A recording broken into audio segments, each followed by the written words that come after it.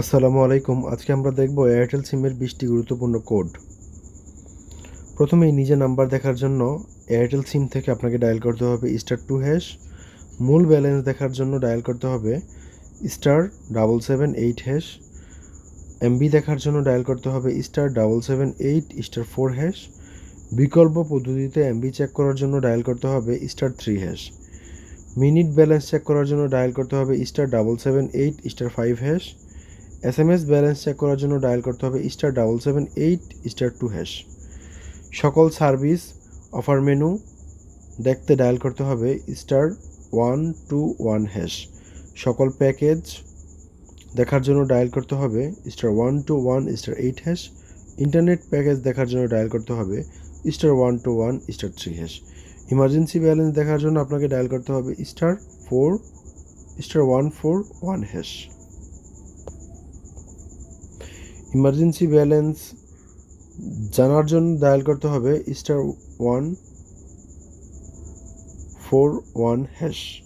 Call রিকোয়েস্টের জন্য dial করতে হবে *121*5#। ইন্টারনেট সেটিংসের জন্য ডায়াল করতে হবে *140*7#। কল ফরওয়ার্ডিং বন্ধ করার জন্য ডায়াল করতে হবে #002#। কল ফরওয়ার্ডিং চেক করার জন্য ডায়াল করতে হবে *62#।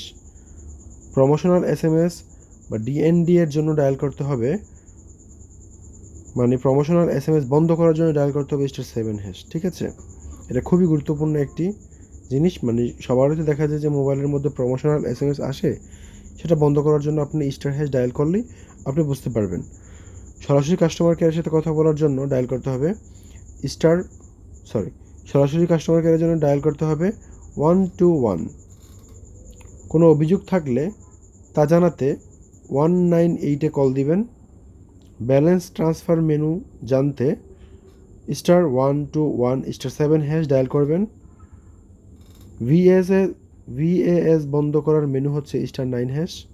মিস কল অ্যালার্ট চালু করতে ডায়াল করবেন *121*2*4#। আজকের ভিডিও এই পর্যন্তই। ভালো থাকবেন। আসসালামু আলাইকুম।